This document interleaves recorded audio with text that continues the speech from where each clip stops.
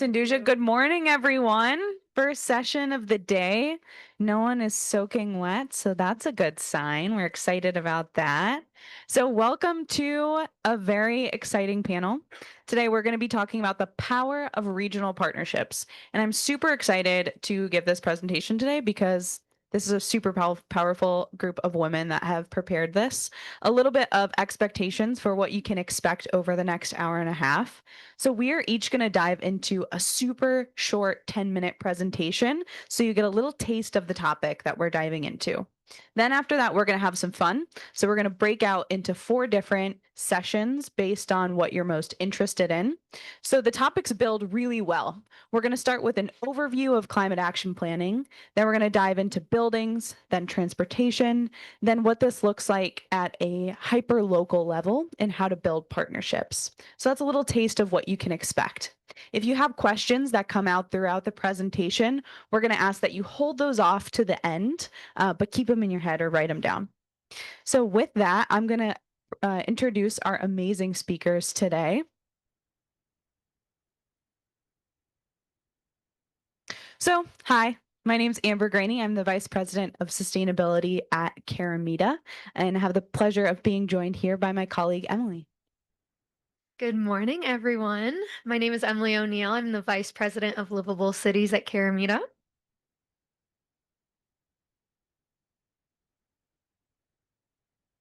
I decided to stand on this side.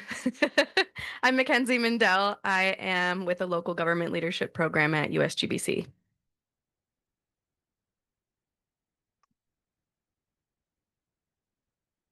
Hi, everyone. My name is Dana Shinners. I'm with the Southeastern Wisconsin Regional Planning Commission. We also have a fun acronym called Sewer Pack. So if that gets a laugh. Hi, everyone. My name is Clara Lotz, and I'm the Climate Resiliency and Sustainability Officer for the City of West Lafayette, Indiana. Hi, and I'm Halee Griffey. I'm the Climate and Resilience Manager for the City of Lafayette, Indiana, which is actually right across the river from West Lafayette in the greater Lafayette area. And I'm Maithilee Lappin. I am soaking wet, but I'm here today. I'm an associate at TY Lin. We're a global engineering firm. We do everything from transit, railway, water, wastewater. I'm a civil engineer by background, but my passion is in climate resiliency. So I assisted the cities of Lafayette and West Lafayette with their climate action plan, which is what we'll talk to you about today. Great. Thanks, everyone. So we've got a power team here today. Emily and I are going to kick it off with a presentation from Caramita. And today we're going to be talking about how to design a winning climate action plan for cities and for schools. So a little bit about who is Caramita. Caramita was founded back in 1988, the first year that women were allowed to open a business in the US without a man. Dr. Vicky Caramita opened the company. I know I'm seeing some wows. I had the same reaction. Pretty crazy. So we're about 140 people. We're headquartered in Indianapolis, Indiana, where I'm from. And our sustainability team has about 30 people. We're scientists, planners, thinkers, and we love to solve sustainability challenges. We've got some of our clients here. Some most notable, we have City of Evansville, Kent, Ohio, Indianapolis, all these amazing cities and universities that we've had the pleasure of working with. So with that, Emily's going to dive into some technical components that are key to developing a climate action plan. Thanks, Amber. All right. So getting started with a climate action plan, we're going to go over the core components a little bit more in depth. But at a high level, we want a plan to be actionable. We want it to be place-based, community-based, and people-centered. And so over the course of the next few slides, we'll walk you through our key elements of a climate action plan and why they're important. First and foremost is the greenhouse gas inventory. This is important to set a baseline. We can't know where we want to go if we don't know where we are currently. This is going to be centered around activity data. So what we really want to do in developing an actionable climate action plan is that we can track progress over time. And that means collecting the data that we can see over time changing. So things like miles traveled or square footage, really how we're engaging with the community. And so understanding all of our different sources gets us a good look at our different sectors and where we might want to prioritize action. From there, we like to set a methodology. We talk about this in terms of a reduction measure and an action. The reduction measures are the shift from a high emission activity to a low emission activity. The reason why we like to have this high level shift at the core of our climate action planning process is because it is tied to that activity data that I mentioned is in the greenhouse gas inventory and really looks at the physics of the shift that is occurring within your community. And as wonderful as it might be to just snap our fingers and have that shift happen overnight, we need actions to help facilitate that shift. So actions are going to be the policies, procedures, maybe educational campaigns, incentives that really help facilitate that shift from point A to point B of those reduction measures. And together, those make up the foundation of a climate action plan. When we do climate action planning, though, we recognize that there are hundreds of different reduction measures and actions, if not thousands, that you could pursue. And so we need a place-based approach. And so we develop technical working groups within the community or the district, comprised of subject matter experts. These are the people who will ultimately be our implementation partners. These are the people that are dealing with these concepts every day in and out. We usually do a community services working group that focuses on the community impacts and one for each greenhouse gas inventory sector. So we can really bring all the people to the table who are going to be critical for this plan's success. And community engagement along the way. We all know that our citizens are the ones that are going to be primarily impacted by any type of plan that we pursue. So over the course of the project, we always try to engage the community in meaningful ways where we can receive their insight on the climate action plan, hear from them of what they would like to see and what their biggest concerns are that need to be addressed. Oftentimes when we're doing these plans, we're talking less about climate change and sustainability and talking more about weatherization, affordable energy, urban planning, accessibility, things of that nature. And so we really enjoy this time engaging with the community so that they can tell us the unique circumstances that make their community wonderful.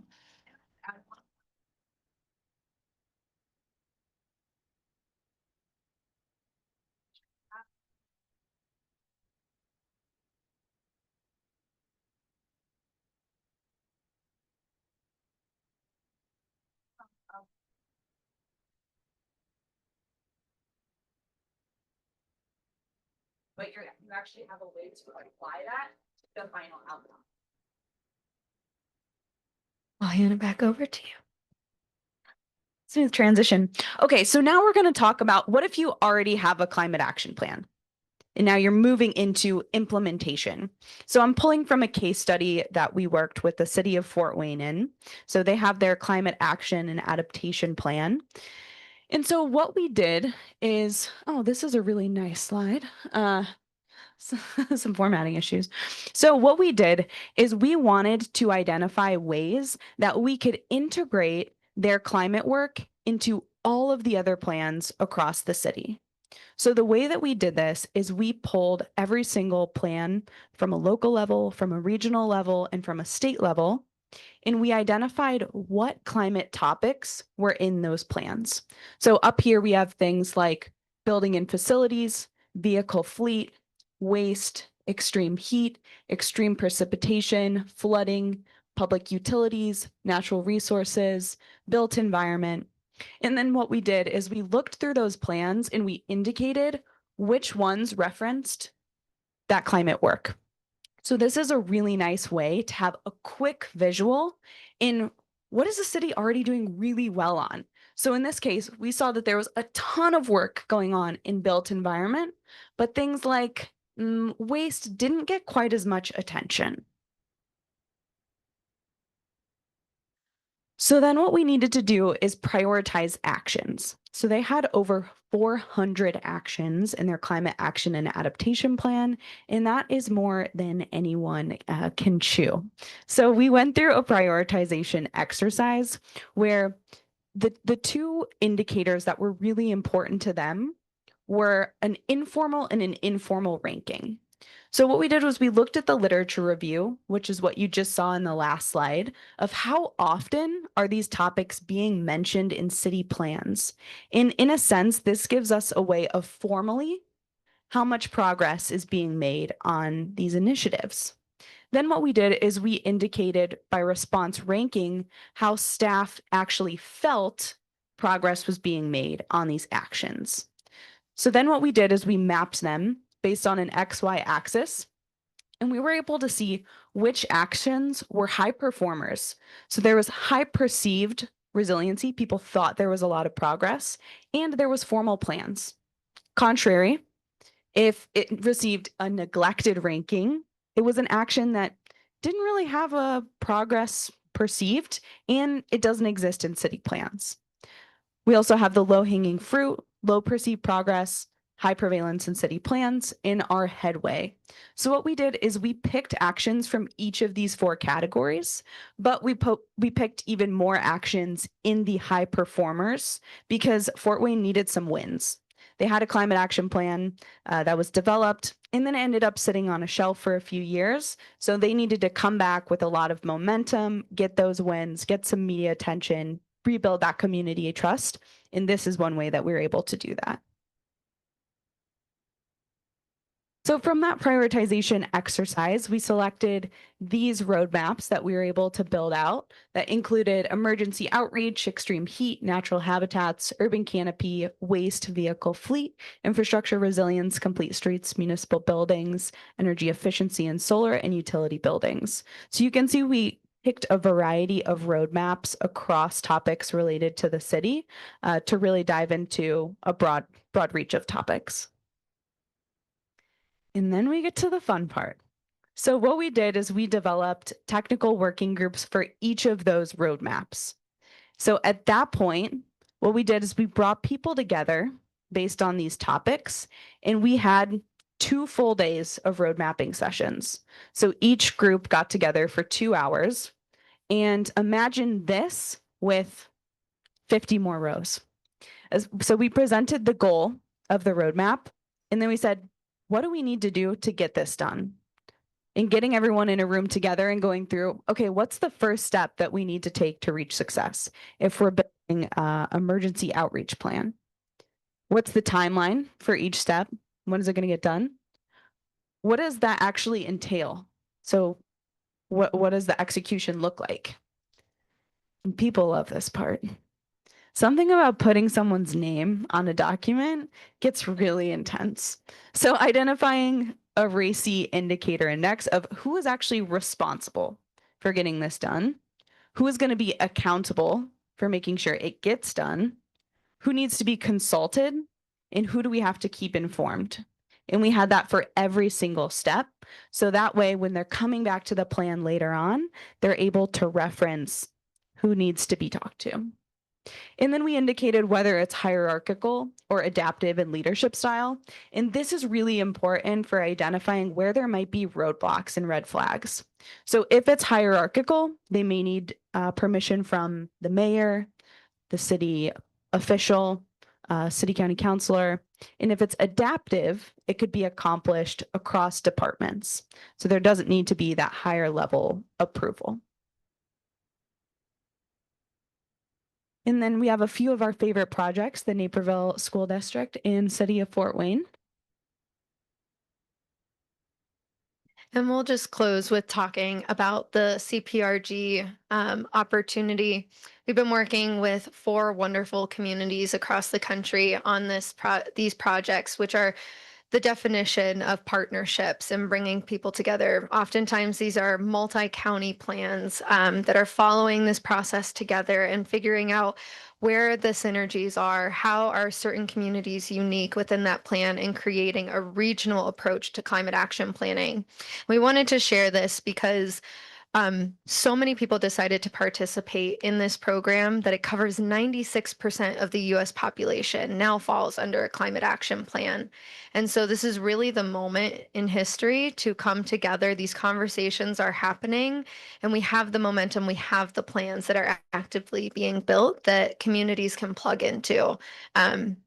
And so we're very happy to be a part of this process with all of you. And then you might not hear this very often in sessions, but if everyone would pull out your phone,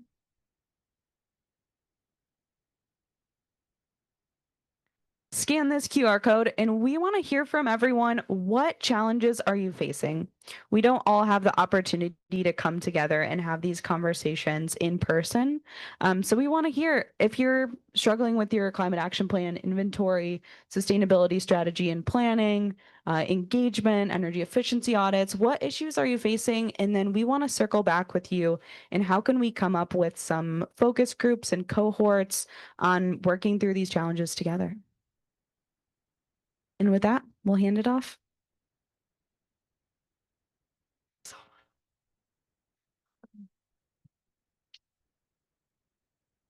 Thank you so much. I'm so thrilled to be with such an incredible group of brilliant women. I'm Mackenzie Mindel. I mentioned I'm with the U.S. Green Building Council. You probably think about USGBC and LEED as buildings. At least I always have. But I work specifically with cities and communities. So we have a rating system that works to assess the leadership standards and provide global standards for how it is we do sustainability in local governments. So the U.S. Green Building Council, as you may know, has been around for over 30 years. We've been committed to transforming how buildings, cities, and communities are designed, constructed, and operated. We have many lead cities. We even have, I think, maybe some in the room. Ooh, there we go. How many of you know we're in a lead building right now? Yeah, that's awesome. I love that. We also have City of Lafayette and City of West Lafayette who are going through certification right now. So it's great to be with everybody. We had an exciting landmark moment or milestone moment earlier this week on Monday. LEED v5 was ratified by membership globally. So that brand new rating system was launched for commercial use. But like I mentioned, I am a little bit biased as a pseudo planner and sustainability um, climate action plan chair in the city of La Crosse. I'm also a council member. So I come at this work as an elected official who is painstakingly trying to advance the work of climate action plans and, to be honest, just get other departments and other elected officials to listen. In my work at USGBC with the local government leadership program, we really are the tool to take your results forward. So we'd like to say that Lead for Cities goes beyond the buildings scale to measure sustainability at a jurisdictional wide scale or community-wide scale. The rating system is LEED v4.1 for cities and communities. This is for existing cities. We also have a plan, design, and operation rating system, which is largely outside of the US. I don't know if you noticed, but we're pretty built up here in the US. So we apply global standards and apply that to cities, communities, counties, villages, anything with an elected body. So the name LEED cities is kind of restricting. And so that will be revised probably in LEED v5 for cities and communities.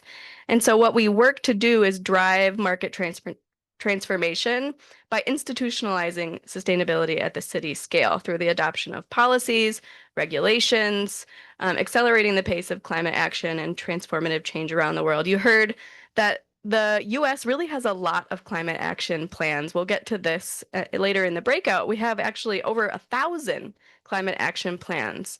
But research is showing that we are far behind in actually achieving our collective goals. So we need to be able to collectively partner and work cross-sector to advance climate action goals so that they don't sit on a shelf and our elected officials and staff actually listen to them. So we are a comprehensive management framework for community-wide sustainability. A lot of times people go, LEED for cities? You mean I'm just going to certify my city and then it will just be like a plaque on the wall? No, no, no. LEED for cities and communities is more of an assessment framework. Many people line it up with the creation of their climate action plans. There is a whole credit on climate action plans if you already have one. We go from everything from waste reduction and management. We assess land use, comprehensive planning, all the things that you can imagine are addressed in community-wide sustainability. This is our framework. It gives you a little snapshot of what we're looking at. Similar to other lead rating systems, the requirements at the top, we have performance-based prerequisites that you can gain points on.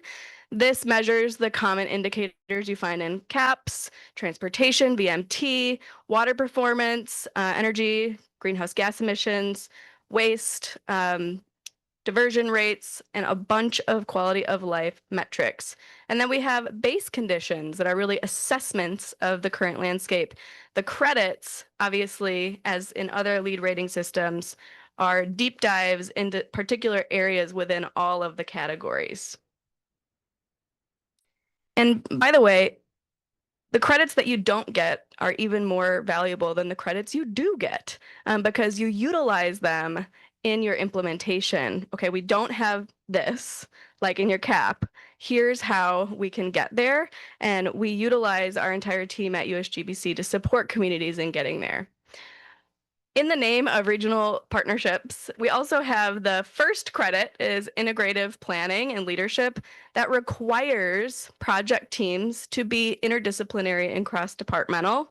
And the reason why this credit was created and this whole category was created is because we're working to institutionalize sustainability across local governments. So how many of you are like a sustainability director of one? And you're like the lowest on your organizational chart and nobody listens to you, but you also have to like, meet these huge goals, 2030, 2040, 2050. Yeah, me too. And so this credit is really wonderful and valuable because it builds that institutionalization of sustainability. It provides a gap analysis to go along with your climate action plan. And then we build out stakeholder and public engagement. So a lot of people use Lead for Cities and Communities to drive that like public buy-in.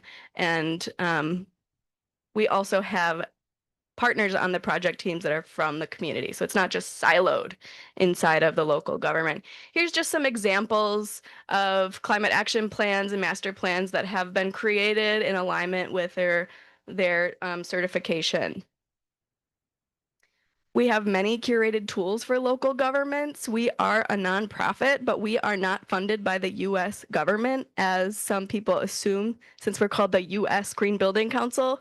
I assure you we're not going away. We get zero federal funding. Thank goodness. I always judged them for that. But now I'm not judging.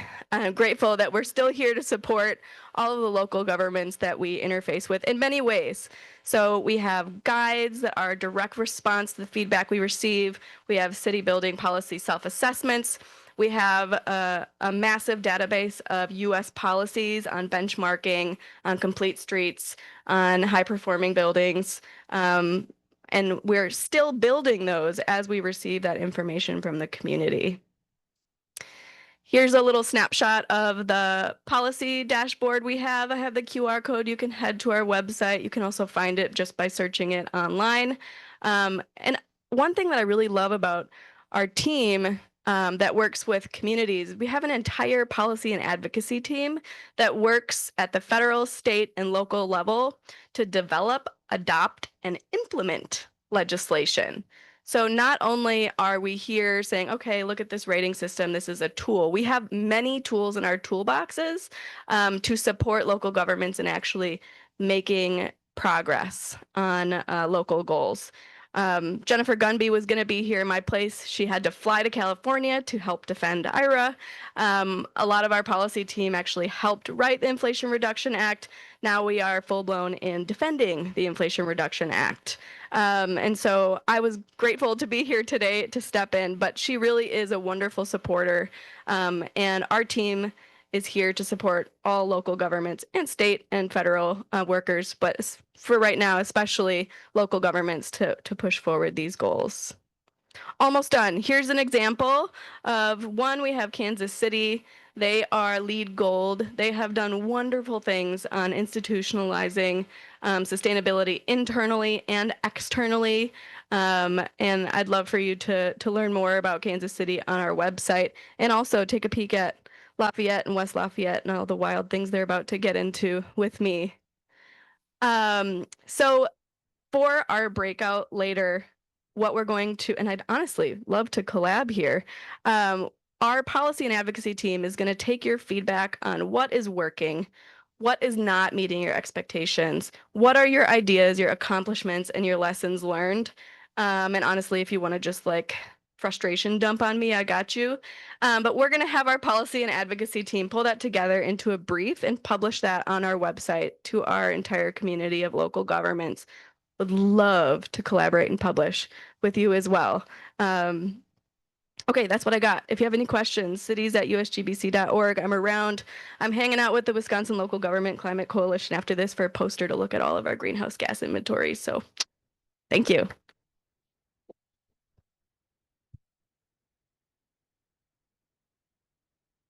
Thank you, everyone. It's lovely to be here. Any UW-Madison alumni in the audience? Woo!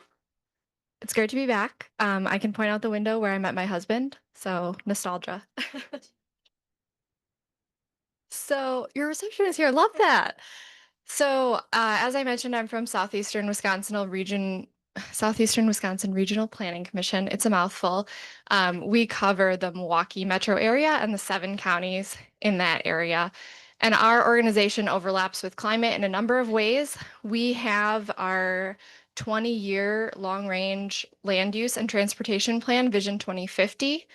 We have a commute-wise program that is responding to the region's employment transportation needs and trying to get people out of single occupancy vehicles.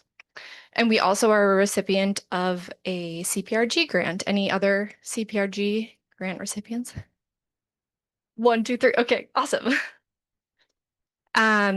I will skip over how Vision 2050 integrates with climate, but you can look back at my slides if you're interested. I want to get into transportation, and it's great to be going after this city's context. If you're asking yourself, is there overlap when you're doing your climate planning? The answer is always going to be yes. It's so overlapped, so connected, so much synergy. Give me a thumbs up if you've heard of TDM, or Transportation Demand Management. Thumbs to the side if you've maybe. Okay, a couple. And anyone just has never heard this acronym? Awesome, thank you. So, well, let me read that slide before I move on. So defining TDM is essentially trying to get people out of single occupancy vehicles and understanding our transportation network as it is now and using that more efficiently. It could mean getting people onto different modes like bus, bike, walk. It could mean even shifting when people are traveling so that not every single person is trying to get to work at the same time. Telework comes into it, which has become a lot more prevalent after the pandemic. And let me make sure I'm getting all my notes. And so these are the various strategies that we can talk about, and it happens at different scales as well. So it can happen at a multi-state level. Think about on the East Coast when there's lots of commuters crossing state lines. It can happen statewide. A great example is Minnesota. They have a 20-year transportation plan based on 16 transportation goals established by their legislature, many of which are aligning with TDM and climate. So that's, if you're looking, we can talk a little bit more about it at the breakout, but if you're looking for a state to look at that's really from a hierarchical standpoint, integrating climate, they're a great one. My program is an example of a regional program. We have 7 counties, as I mentioned, and so we are promoting this across that county commute-wise. It can also look like a city level or even a business district. Sometimes those are called TMAs, or transportation management areas. This lovely multi-lane road is an example of the TMA of Lake Cook in the Illinois area. And it can even happen as small as a building or a stadium. If you think about sporting events, you've got tons and tons of people. Oftentimes that means tons and tons of parking, tons and tons of waiting in line. So how do we get people there without driving alone in their vehicle? How is this funded? Many different ways. One primary is the CMAQ, or congestion mitigation and air quality. Your area must be in a non-attainment zone to receive that, but many prominent TDM programs are funded through that program. There's also other federal funding like the carbon reduction, many IRA programs that are, now a little bit on shaky ground. It can also happen at the state and local planning level. Even congestion mitigation, when we have big highway expansion projects, the federal government will throw a small percentage of money towards trying to get people out of their vehicles for the purpose of they're closing lanes and they're causing congestion.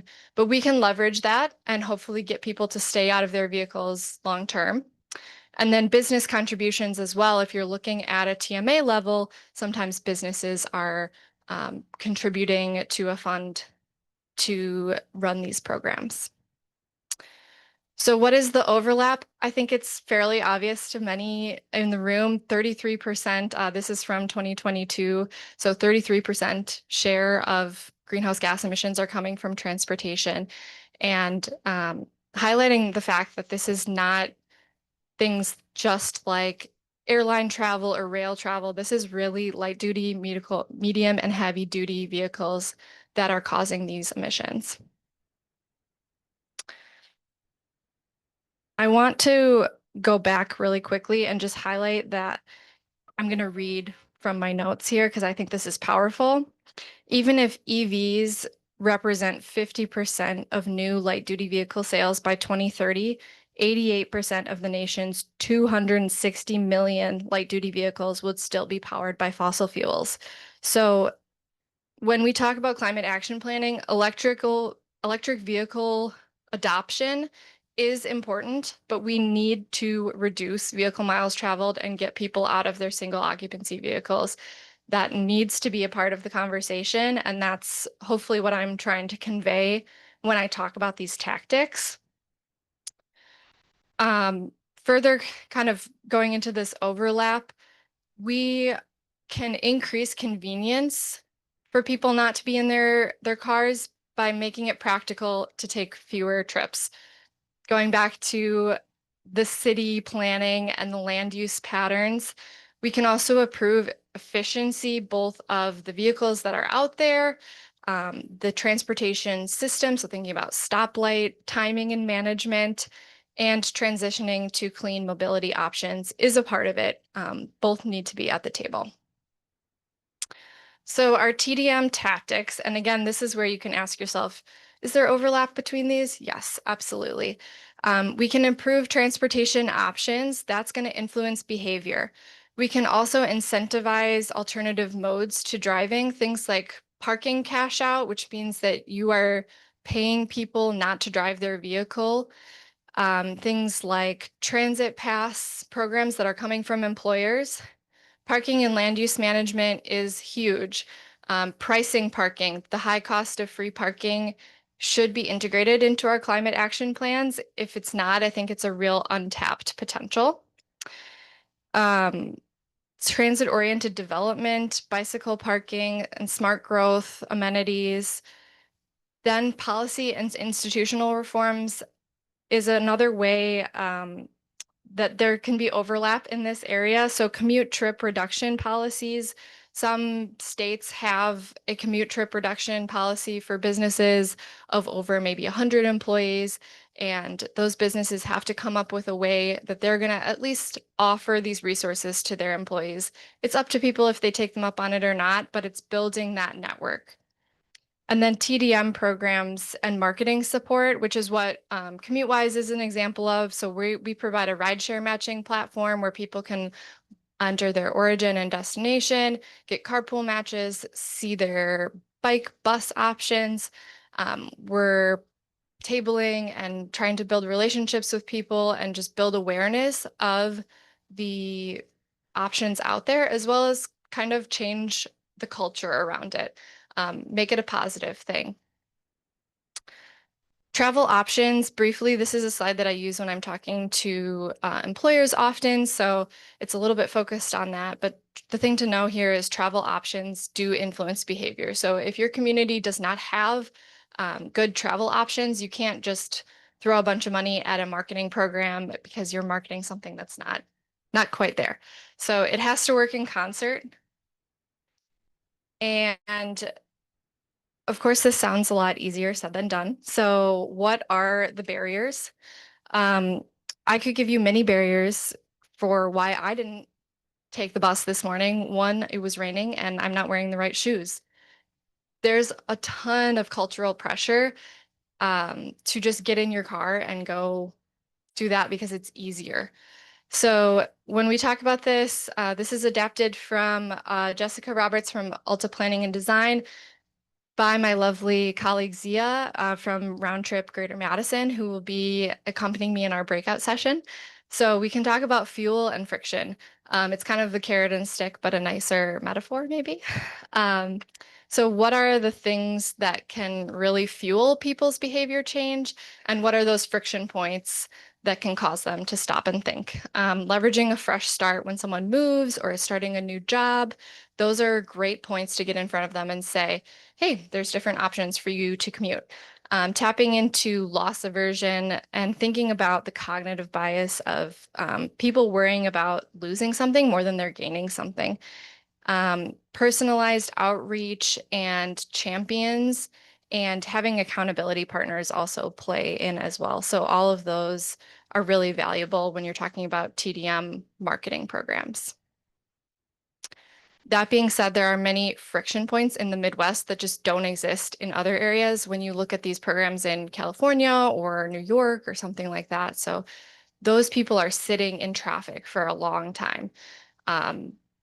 They are paying hundreds and hundreds of dollars to park their cars. And I'm getting a 10-minute mark, so I'm going to speed through the last kind of pieces of my slides. And I'm happy to talk more about VMT at the table. So opportunities for your climate action plans, as I said, talking about parking minimums and pricing parking, identifying those key transportation option improvements like complete streets and high frequency transit, and also creating connections between TDM and buildings. That's really built in, and the Green Cities is a great resource for that as well. And then opportunities for action on a personal level, providing input on transportation funding priorities for folks. A lot of times there are complaints from community members, and as local governments, we're tied into where the funding is going. So we need to make sure we're raising our voice and advocating for funding shifts, as well as input on land use and street design. If they're redoing streets in your communities, talking to, at the right time to those engineers and designers to get different multimodal options in there. I will wrap up and say that we can discuss more at the breakout table. And I also have just a few great resources for future reading that you can log on to Whova and see that at that time. Thank you.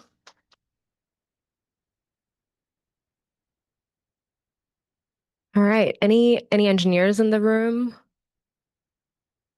Any wastewater engineers in the room? That's a stretch. Okay, I thought so. I'm going to go rapid fire on our presentation because I really want to leave time for Halee and Clara to go into implementation. But again, associated with T.Y. Lin Consulting Engineering background. So this plan was written with a civil engineering focus. So we really dove into a lot of things that that Emily and Amber talked about as well. So planning phase, again, because this is the power of regional partnerships, I really just want to focus on Greater Lafayette being a very unique plan in that it was a community-driven, community-focused plan. Everything was, the plan was written with the community in mind. We're sitting there with advisory groups, and even though I have the pen in my hand, it's really the community speaking, right? So historic opportunity because it's like Halee will talk about, I'm sure it was City of Lafayette, City of West Lafayette, and Tippecanoe County coming together, which was the first of its kind in the state of Indiana, having that regional approach. Because when we dove into it, we realized, okay, climate change doesn't stop at the Wabash River. That's what separates these two cities. It doesn't make sense for us to not collaborate, right? So cost sharing benefits, lots of other benefits, really leveraging your community, local businesses, and coming up with those win-win-win outcomes for each of those communities. This is our vision statement that, again, the community wrote. I'm just a facilitator, but really taking their voice into account. And I'll just say that it's so important to have top-down leadership that's really invested in your plan. And I think we're really lucky in our community to have mayors and a county commissioner there. This was on June 4th, World Environment Day, where they made that commitment to the community that, yes, we're going to do something about climate action. We know that this is important to you, and we're going to write this Greater Lafayette Climate Action Plan. So really similar, so I won't go into all of the 5 phases that we came up with, but really similar to what Karamita talked about, right? It's you initiate the program. What does your framework look like? Because we have 2 cities and a county.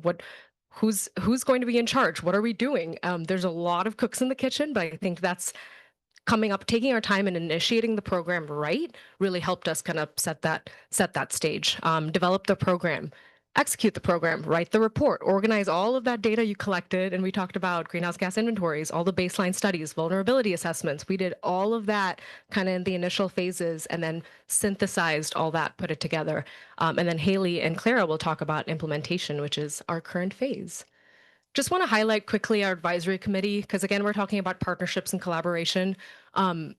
It's not just the climate people in the room, the scientists, the engineers writing the plan, right? We have to involve all kinds of people from the community. Your advisory committee or people that are in your focus groups really should be a cross section of your community. So don't just rely on the climate expert to write the climate action plan. We need people, because climate change is a housing issue, it's a health issue, it's a transportation issue. It's not just a climate issue, right? So involve all of these people in your plan. Some quick strategies, which we had this best laid out plan, right? We had all of these ideas for public outreach. And I held my first community meeting in February of 2020. And then March of 2020, COVID happened. So we threw this out, and then we did other things like we had to get creative. We had to put our community survey on an iPad, and we put them in local hospitals. We partnered with the Tippecanoe County Health Department, and we had people filling out surveys as they're getting their COVID shot, because those are the only people leaving the house. We have to really adapt and evolve pretty much overnight, and had to really change our strategy. But here are some of the strategies we used. And just again, to reiterate here, people won't come to you. Some people can't come to you. So how do you go to them, right? It's not so much about bringing people to the table. It's I'm coming to your table because you may have some barriers to coming to mine. Again, really community-focused plan. Finally, when we were able to get out and meet people, have our masks on, we had some events with local students. The youth was really important to us in this community. Had a number of sessions where we asked people, okay, what is your biggest concern about climate change in Greater Lafayette? And the messaging is really important here. So you can't maybe use climate change for some of the rural communities that we worked with, but guess what people do care about? People care about clean water, people care about clean air. So change your messaging when you're talking to different communities. And these were the top 4 results that we got through that survey that we did through the iPad. People really were concerned about increased wet weather events. People cared about air quality in this community. We care about clean drinking water. And then they cared about the risks to vulnerable populations. And that really helped us define what those main focus areas are. And that's what Halee will talk about. Just some examples of handouts we took. We took large poster boards for people. Sit, take your time, take space, write down your thoughts. This doesn't happen in 1 day. It doesn't happen in 2 days. It doesn't happen in weeks. It was almost 3 years of our life full time, right? I mean, it takes a lot of time to do this, but it's important because again, it's the community's plan. It's not my plan. So we really wanted to take our time and hear from the community. Some challenges we ran into, there's more, but here are some recommended solutions for those.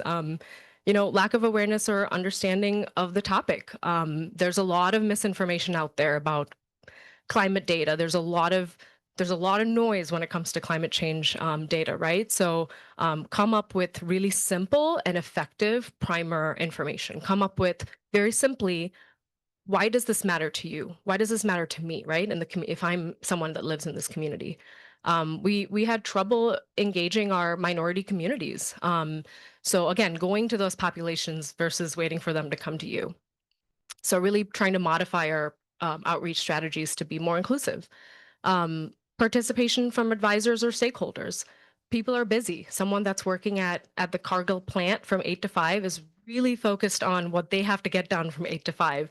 They don't really want to be part of another thing that they have to do, right? So how do you make it easier for them? How do you reiterate the benefit? What's that business case to an industry in Greater Lafayette for them to be involved? Again, using local government officials. We're lucky in that we had rock star mayors and county commissioners that would go to meetings and they're not afraid to roll up their sleeves and say, this is important, let's do this. Lack of good data. There's a lot of data out there, but it's not all good. So take your time to peruse through all of that and really put out to the community the good data, the data that you think they will understand, that's simple, but also that will relate to them. And I'm sure there will be more challenges. So talked about 2.5 years of work in 2 minutes, but then we get this one slide of here's the Greater Lafayette Climate Action Plan. If you're interested, this is on our website. It's one slide here, but it's 232 pages. And Halee will talk about some of our strategies. Thank you, Maithilee. It's great to be here. This is very symbolic every time we do this presentation with Maithilee handing me the microphone, because technically on my first day, the week after the plan was adopted, I came to my office with the printed out plan, all 232 pages enlarged, on my desk. And then we just hit the ground running with implementation. And so this is what we'll start for this portion of the presentation. So within the Greater Lafayette Climate Action Plan, strategies for implementation are divided into 4 focus areas. Focus area 1 is energy use in the built environment. Focus area 2 is transportation. 3 is agriculture and forestry, and 4 is water, wastewater, and solid waste, with the latter usually taking up the most focus from the community. Within each of these 4 focus areas, there are specific goals to reach our targets. So between 2 to 4 goals. Also within each of these goals, if you can see it from the back of the room, at least one goal within each of the 4 focus areas has an exclamation point next to it. These exclamation points aren't there just to note that they're fun. They are kind of fun, but they're also public priority goals. So these were developed during those public input sessions Maithilee previously mentioned, just given feedback from the community on what their priorities were, what concerns they had, and what actions we could take to meet these goals. So you can see the goals on the screen, and then of course each of those goals have drop-down actions. Within the plan, we have over 70 actions that we're working to implement. And it's important to note that although Clara and I are working to lead implementation, this is most definitely not a 2-person effort. As for those who are also helping catalyze action locally, we have our joint leadership, which is more so like our core team or our task force. So we have on the left side what our core team looked like during plan development. So we had, of course, our county. We had both cities, Lafayette and West Lafayette. West Lafayette also has a sustainability commission called Go Greener, who is very active, especially when incorporating youth voices. We also had our local county recycling and solid waste district helping on the plan. Of course, TY Lynn is the environmental consultant. And last but not least, we had Wabash River Enhancement Corporation, which is a very prominent nonprofit in our area. Shifting a bit from plan development to current implementation, a lot of organizations have stayed the same. One notable shift that we've actually worked on in the past few months is incorporating arts and culture into our plan implementation and working with them to ensure our climate action planning is aligning with creative placemaking and targeting audiences that we hadn't really targeted before. So to do so, we added our multi-county nonprofit, the Arts Federation, to improve diverse voices in climate action implementation. As for other partnerships, of course, implementation is a collaborative effort. And what was helpful for us is looking at different levels to engage. So we had local level with our Joint Leadership Committee, our local Sustainability Commission, as well as our Inflation Reduction Act implementation group to let other organizations know what funding was available and how to bring it back to the Greater Lafayette area. We also had state level, regional level partnerships from local universities to the or the Urban Sustainability Directors Network. We also had US EPA Region 5 Sustainability Managers Network we participated in. And then at the very top national level, of course, the US Green Building Council, which we heard from earlier, as well as ICLA USA, Local Governments for Sustainability.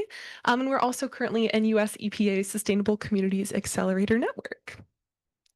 Now, to just briefly highlight some of the success stories in our community thus far that have only been able to happen due to collaborative, innovative partnerships throughout the community and the region, I will kick it over to Clara. Thank you, Halee.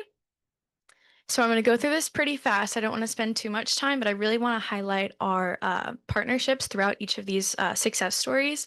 So for Focus Area 1, Energy Use in the Built Environment, we partnered with Solar United Neighbors to host a solar and EV charger co-op between Tippecanoe County and our neighboring Montgomery County. And we ended up helping 83 residents get competitive pricing on their residential solar and EV charger installations. And we had many community partners in this. Houston Solar was the outfitter that they ended up choosing for their solar installations, as well as the League of Women Voters was extremely helpful within Montgomery County. For Focus Area 2, Transportation, this past October, both cities and the county were able to open the Sagamore Parkway Trail. This gives a second opportunity across the Wabash River for pedestrians and cyclists to get across the river in a second location that provides more multimodal transportation in our area. And this project was funded partially through some federal grants to the Wabash River Enhancement Corporation, also partially through the Next Level Trails program from the Indiana Department of Natural Resources. And we also had some help from Department of Transportation as well. In agriculture and forestry, we're very lucky to have a AmeriCorps program in West Lafayette. Our park allies host a lot of invasive species removal work days. They've hosted over 15 work days within this past year across 8 different public properties in the county. And they also help partner with a lot of other organizations in our area, like the Tippecanoe County Partnership for Water Quality and the Tippecanoe County Invasive Cooperative Task Force. And then finally, water, wastewater, and solid waste. Our Go Greener Commission has a very in-depth food waste reduction campaign that they host each year at the West Lafayette Farmers Market. They hand out free tabletop toters for residents to take home with them, and they are able to bring that food waste. They can use it as compost in their gardens, whatever they like, but they're also able to take it to our West Lafayette Street and Sanitation Department, where that food waste, along with food waste from Purdue dining halls, is taken to our anaerobic digester at the wastewater treatment facility. And it's used to capture methane and then power up to 20% of the plant per day. Usually it's around 10 to 15% is what we average, but it can power up to 20% of the plant. And with that, I'll hand it back over to Halee. Thank you, Clara. So, of course, this didn't all happen overnight, and increasing capacity has been and continues to be one of our main focuses. We tried to highlight some very broad categories like expanding workforce and expertise, leveraging funding and resources, enhancing data and technology use, as well as strengthening community engagement. I think one of the main takeaways we realized was to turn inward to our community to see what resources were already available, and then turn outward, not only to learn what other great cities are doing, but also to see what resources were available that we might not have heard of yet, whether it's local universities or regional or national organizations. Looking to expand our knowledge and try not to reinvent the wheel has been one focus that we've been trying to implement, as well as communication strategies. So forming not only formal partnerships, but also informal relationships for us has really been the most fruitful. Some other categories that we've been looking to implement, of course, is audience-centered messaging, really tailoring our messages to our audience, whether we're working with wastewater engineers or farmers or students. We all have shared values that we can use to push things forward and push forward our shared sustainability goals. Whether or not we're using the same language, usually we're all coming from the same place, and finding that shared common ground is a great catapult start to move from. We also have multi-platform outreach, whether it's social media, website, newsletters, as well as interactive and visual tools and collaborative communication. So always an open cycle of feedback, whether it's from us to the community members or community members back to us. Our phone lines, emails are always open for feedback.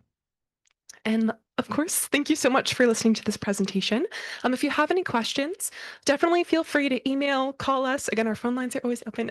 Scan these QR codes if you'd like to connect on LinkedIn. We can also take further questions at our breakout session, which will be focused on adaptability in action. For now, though, I will kick it over to Amber to reintroduce the breakout sessions and kick them off for the latter half of the session. Thanks. Awesome. Thanks, Halee. Well, everyone, I hope you are taking notes because you're going to be put to the test. So for these breakout sessions, we are going to have 4 different corners. So you've got options. For our breakout session with Emily and I, we have developed a list of common issues that we've seen when developing and implementing climate action plans. So we're going to take that discussion and marry it with murder mystery. So think murder mystery dinner meets climate action planning. And we'll be up here in this corner. And then Mackenzie. Yes, I'm over at the cap share sheet, and we are going to discuss the successes, challenges, obstacles, innovations that you've experienced in your climate action plans and also with implementation. Again, I am happy to wrap all of these conversations into a brief that we'll provide and publish at the U.S. Green Building Council and send it out to you. Transportation demand management is going to be in the very back corner. We can talk about who you need to interact with if you're interested in talking about transportation and climate overlap in your community, answer any questions, share more about the CommuteWise and the round trip Greater Madison programs as well. And last but certainly not least, Thanks. Ours Adaptability in Action will focus on really starting from the ground up within your own community, what it's like to build a task force, collaborate together, look to incorporate diverse voices, especially those from young professionals who often get overlooked but are the next generation of climate leaders, and then how to sustain communication throughout the life cycle of your CAP or really any other community initiative. It's called Adaptability in Action because we'll also be throwing adaptability challenges and questions at you and work through those together. And I think what's unique about ours too is we're going to be really noting what industry and sector we're from, so we can showcase maybe things that are often overlooked and what skills we can bring to the table in diverse groups such as these that we're forming today. Our group is also going to meet in the hallway and be in a separate room, so we're not too crowded in this one. So hopefully we'll see you all out there, and we're excited to get started. And we will regroup at 10:25 for some quick debriefs. So let's have some fun, yeah?